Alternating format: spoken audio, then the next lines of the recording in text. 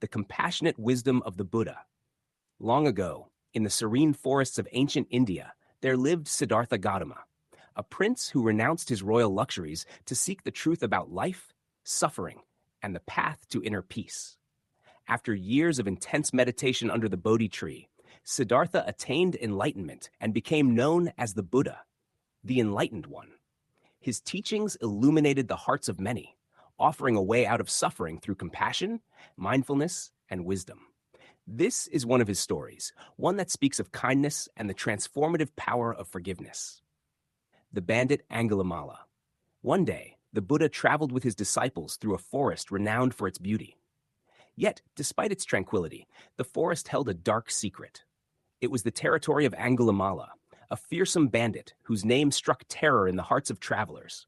Angulimala, whose name meant garland of fingers, was once a gifted student of a renowned teacher. Misled by jealousy and deceit, Angulimala was manipulated into believing that to prove his loyalty, he must bring his teacher 1,000 fingers from the hands of those he killed. Blinded by devotion and rage, Angulimala abandoned his humanity and began his reign of terror. Villages emptied at the mere rumor of his presence. Roads were deserted. Angulimala's reputation as a ruthless killer grew, and he wore a garland of his victims' fingers around his neck, a ghastly testament to his deeds. The Buddha's decision. As the Buddha and his disciples approached the forest, villagers warned them of the danger. "Do not proceed, great teacher," they pleaded. "Angulimala spares no one. Even the swiftest horse cannot outrun him." But the Buddha, with his infinite compassion, said, "I must meet this man. Perhaps I can guide him to the path of righteousness." The disciples hesitated, but trusted their teacher. They watched from a distance as the Buddha entered the forest alone, his serene presence radiating peace. The encounter. Angulimala, spotting a lone traveler in the forest, prepared to strike. He brandished his weapon, ready to claim another victim. But as he approached, something unusual happened. No matter how fast Angulimala ran, he could not catch up to the Buddha, who walked calmly, neither hurrying nor faltering. Frustrated, Angulimala shouted, "Stop, monk! Stop where you are!" The Buddha turned his calm gaze toward the bandit and replied, "I have already stopped, Angulimala. It is you who must stop." Confused, Angulimala demanded, "What do you mean? You are walking, yet you claim to have stopped. I stand still, yet you say I must stop. Explain yourself." The Buddha's voice was steady and filled with compassion as he said, "I have stopped harming living beings, Angulimala. I have stopped the cycle of hatred and violence within me. But you continue your path of destruction, harming others and yourself. It is you who must stop." The transformation. Angulimala was struck by the Buddha's words. No one had ever spoken to him with such fearlessness, yet with such kindness. He felt a profound stirring within his heart, a glimmer of the humanity he thought he had lost. "Who are you, monk, to speak to me this way? Do you not fear death?"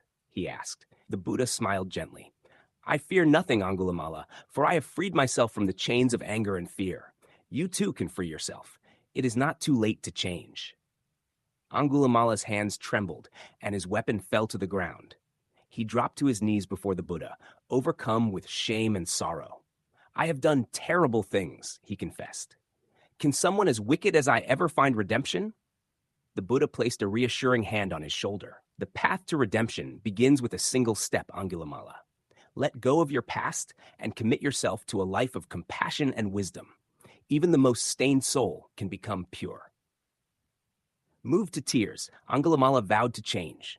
He discarded his garland of fingers and followed the Buddha back to the village, where he sought forgiveness from those he had wronged. The road to redemption. Life as a monk was not easy for Angulimala. Though he had renounced his violent ways, the memories of his past haunted him. Villagers often scorned him, refusing to believe he had truly changed. Stones were thrown at him, and harsh words followed him wherever he went. Despite this, Angulimala remained steadfast. He meditated deeply, practiced acts of kindness, and worked tirelessly to atone for his sins. Slowly, people began to see the transformation in him. His humility and dedication inspired many to reflect on their own capacity for forgiveness. The final test. One day, Angulimala encountered a pregnant woman in great distress. She was in labor but could not deliver her child due to complications.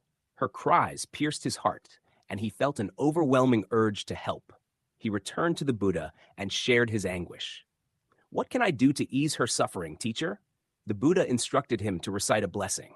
"If I have never intentionally harmed any living being since renouncing violence, may this blessing bring safety and ease to you and your child." Angulimala recited the blessing with sincerity. To everyone's astonishment, the woman's labor eased and she delivered a healthy baby. This act of compassion solidified Angulimala's transformation in the eyes of the villagers. The legacy of forgiveness.